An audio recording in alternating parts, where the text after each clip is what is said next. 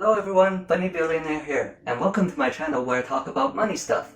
So you might be looking at the S&P 500 these days, and it has almost recovered back to its pre-crisis level, because absolutely nothing has changed at all, right? Next, your FOMO might be kicking in. Oh my god, I missed all my chance to buy into the stock market. So naturally, today I'm going to talk about a market that has so far been lagging behind the airplanes and airline sector. And I picked to talk about Boeing because it's a pretty famous stock in the industry. Nowadays, there's so many questions about the company, like, are their planes safe? Will they survive? How did they get into this whole mess? And should I buy their stock?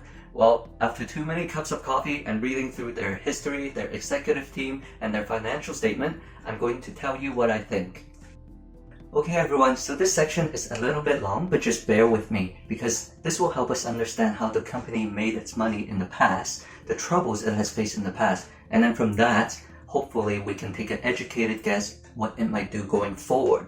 So Boeing started all the way back in 1916. Today, they're known for their commercial airplanes, but did you know they first found their first financial success building the Model C seaplane for the US military during World War I in 1917, and this also started a long-term partnership with the US military that continues even today. Throughout the 1920s, Boeing built many plane models, including its first commercial plane, the Model B-1. However, this plane is not used to carry passengers yet. You see, back in the day, the planes are really slow and uncomfortable, so instead of carrying people, they're used to carry mail.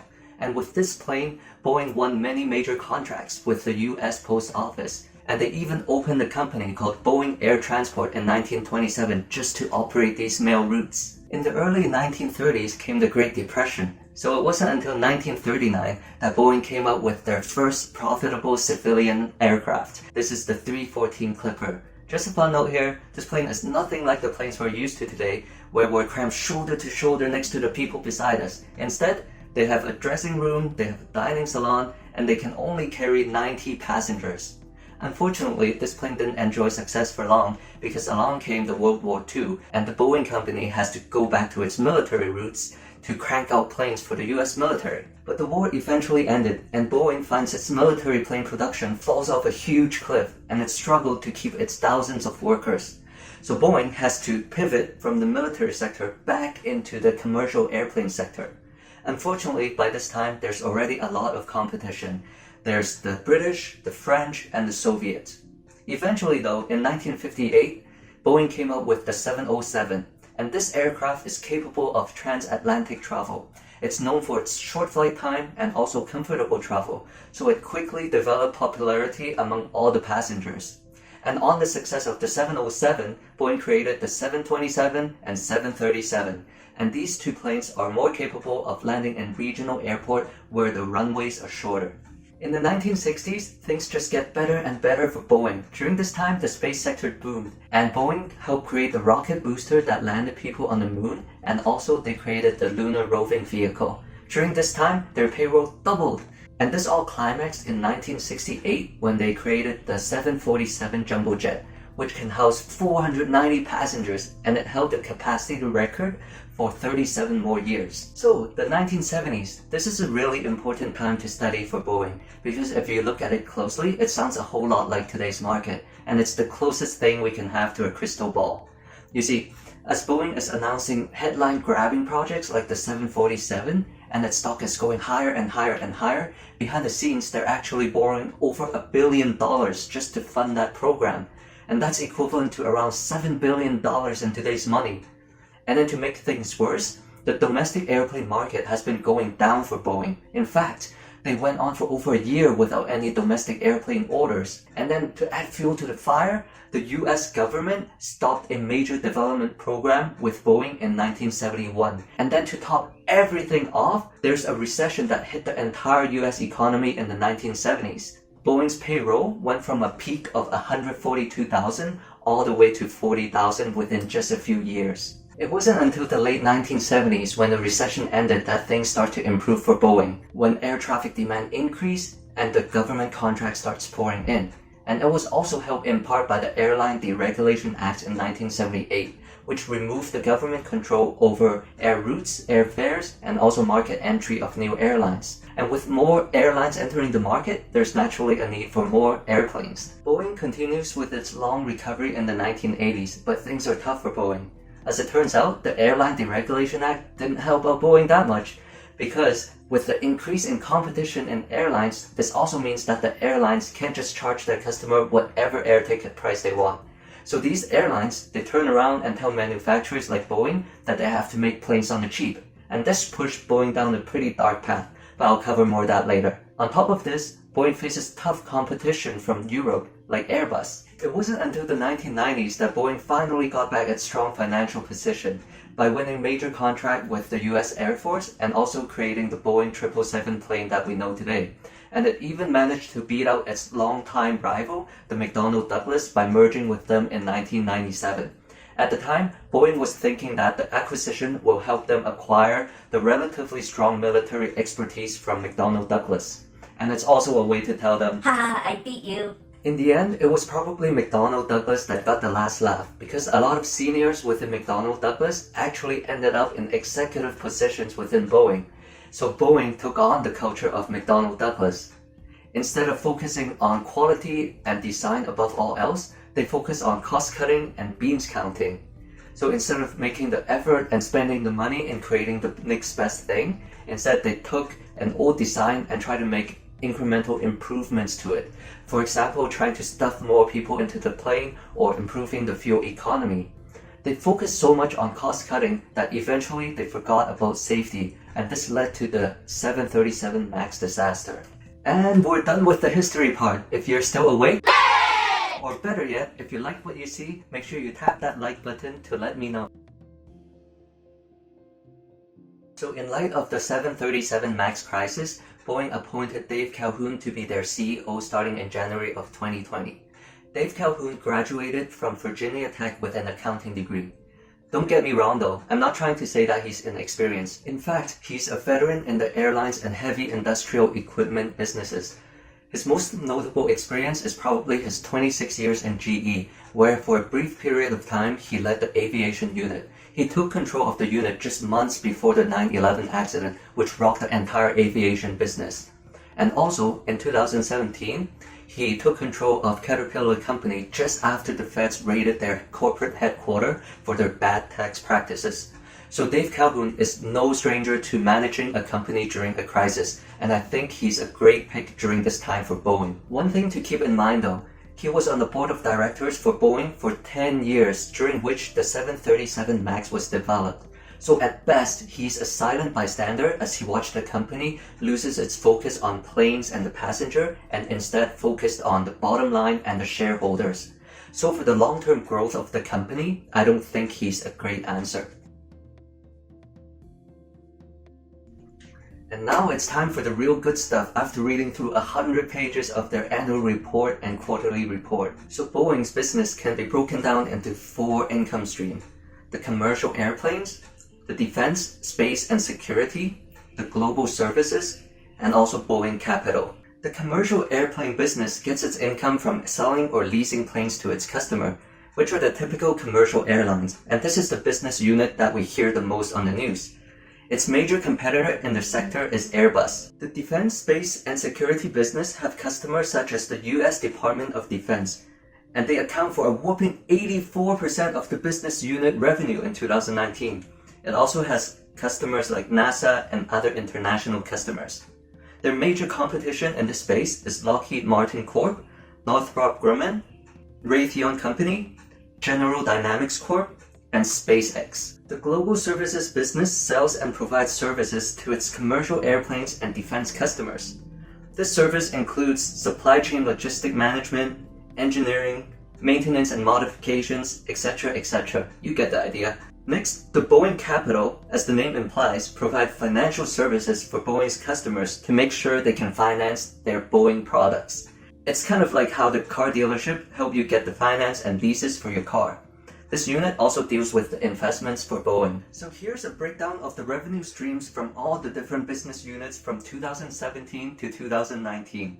From here, we can clearly see that the commercial airline accounts for the lion's share of the revenue at 42%, even in 2019 with the 737 MAX grounded since March.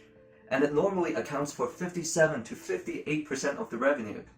A bit of good news here is that even in 2019, the revenue streams from the defense and space and also global services division remained steady.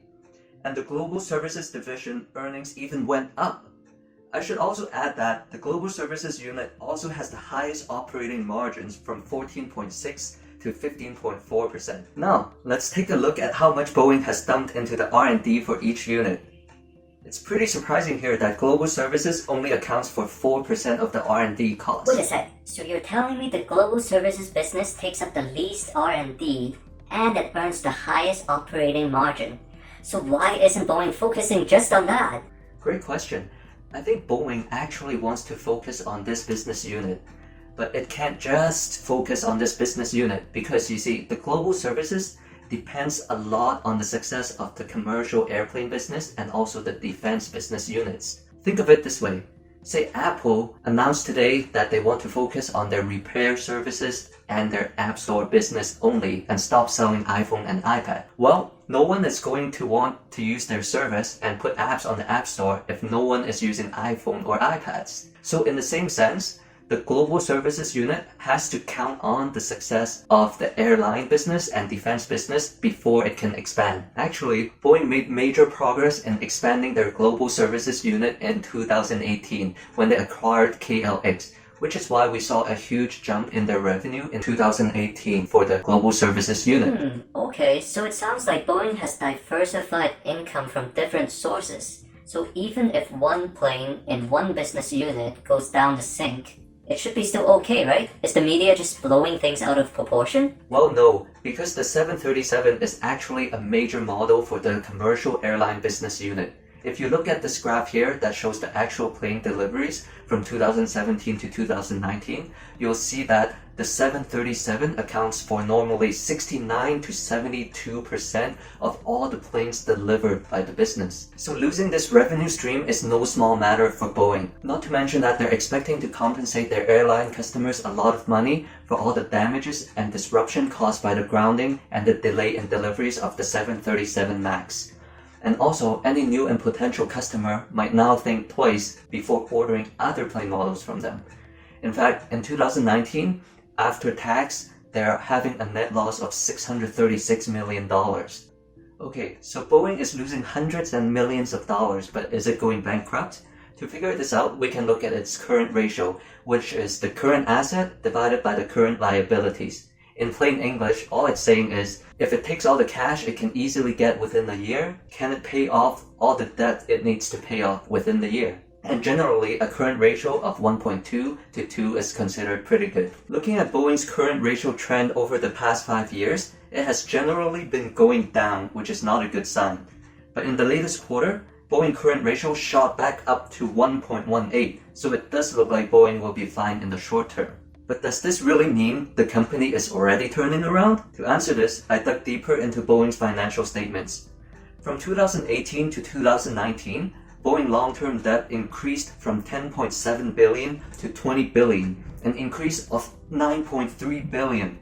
Then in the latest quarter alone in 2020, it went to 33.8 billion. So basically, from 2018 to 2020, in less than 2 years, its debt tripled. Eventually, Boeing will have to pay these long-term debts, so it is crucial for them to fix the 737 MAX issue as soon as possible. And now add to that the health issue, which is causing less planes to fly, and therefore a lower demand for new planes. Boeing is in for a slow recovery. Remember back in the 1970s where Boeing went on for more than a year without any domestic plane orders?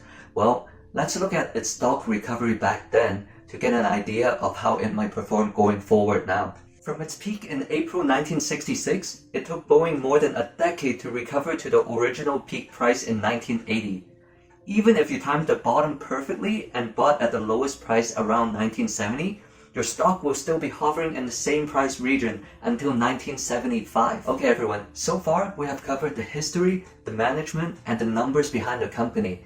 but I also want to show you all the pros and cons I can think of around the company. First, let's talk about the cons. Boeing's Defense and Security Business Unit is heavily impacted by the US internal and international policy. And as we all know, the US government or leader is not the most stable right now. Also, all its business units are heavily reliant on the US economy, which is also going kind of wacky right now. The company has a dangerous debt level, and it also uses its debts to fund aircraft development and meet contractual agreements. Next, there's the US-China trade war, which nobody seems to talk about right now. And then there's the health issue, which is causing lower demand for new airplanes. Then on the other side, we have the pros. Boeing has been around for more than 100 years and it has a pretty big name. It has survived bankruptcy troubles before, so it's likely to survive again. Boeing is an integral part to the US economy, so it is unlikely that the government will just let the company crash. And as the world slowly recovers from the health issue, airlines may delay buying new planes, but still, at least they would continue flying their existing planes, which will require servicing, so the Boeing Global Services should still do relatively well. So guys, with everything said, I don't think I'll be buying into the company anytime soon. First, it's at a very dangerous debt level. Second,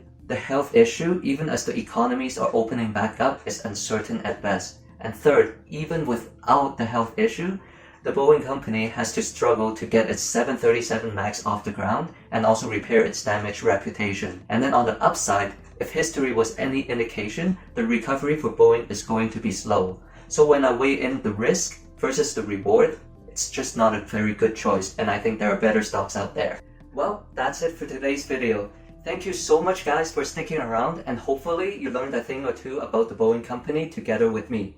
If you like what you saw, be sure to tap the like button so that the YouTube gods will show this to more people, and also I'll get a warm and fuzzy feeling. If you want to see more, be sure to tap the subscribe and notification icon bell so that the next time I upload a video, you'll get notified right away. If you want to make any suggestion or say something that I might have missed, be sure to comment down below because I'm always here to learn. Until next time!